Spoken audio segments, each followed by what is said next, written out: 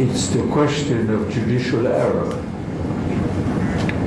The worst that justice can do is to send to the scaffold an innocent. And the king, you remember, in the declaration in the Corriere della Sera in 2006, mentioned that fact. When justice sends to death an innocent, where is justice? And this is the worst that can happen anywhere under the name of justice.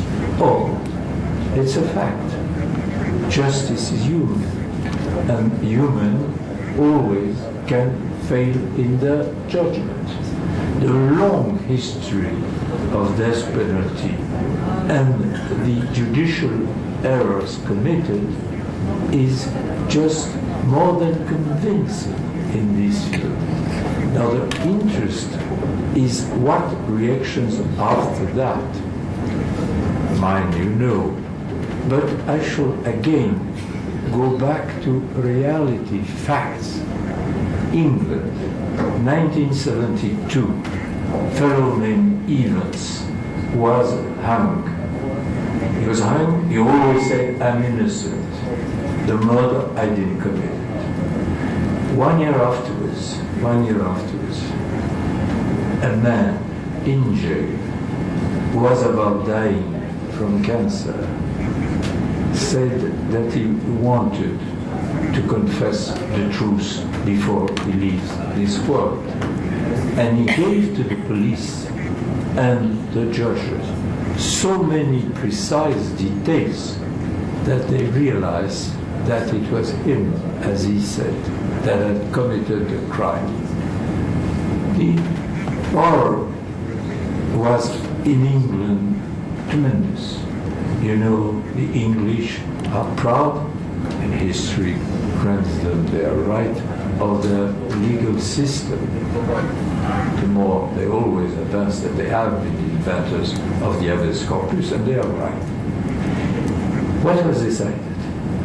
5 years of moratorium, and after 5 years, decision.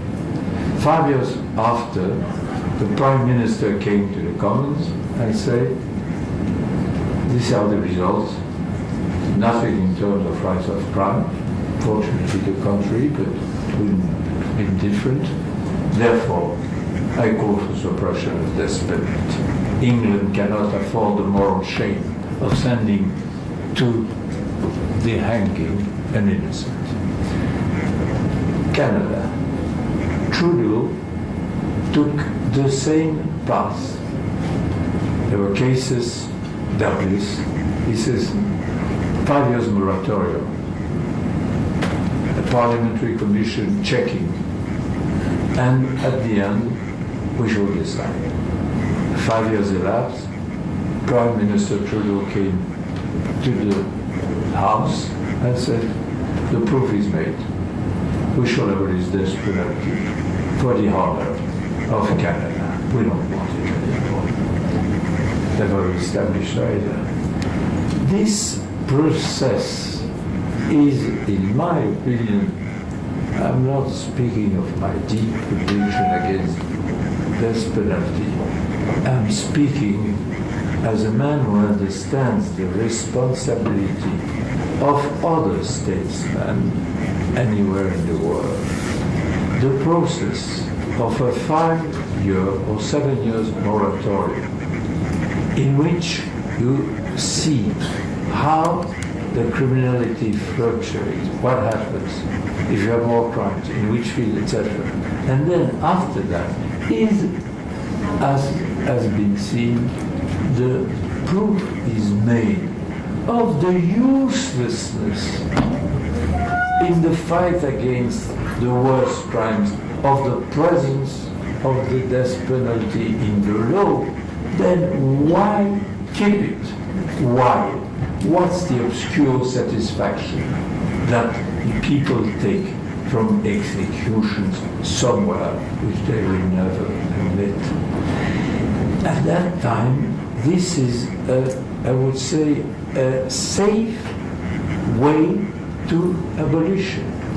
You can do as we did in France, decide it's over. And 5 years afterwards, I presented the parliament and showed them that there were even lesser major crimes. By fortune, could have been the other way, because it's indifferent, death penalty, but it was in a good way. But when I mentioned call for moratorium in the United Nations, it's to appreciate clearly what the results are in terms of the efficiency of death penalty. Because if you keep death penalty, knowing, as the European Court of Human Rights say, that it's a useless, cruel, and fallible, how do you say?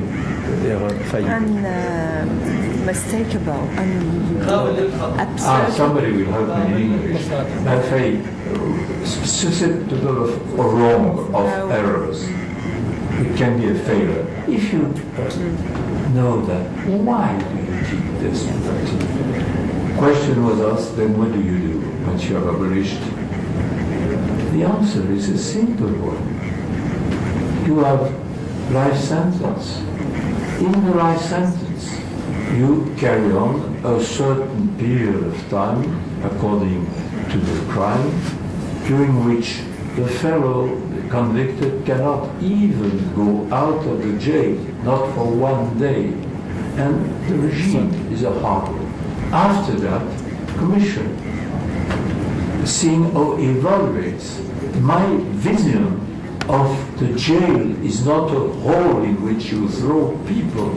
It's a place where you prepare the condemned for the day very far away, when he will be, maybe, and hope so, able to join civil society again. Voilà. So you have the answer.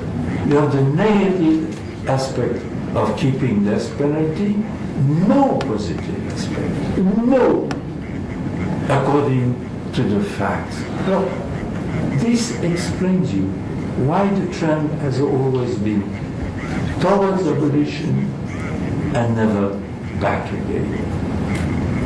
It's about the essential, what I just said.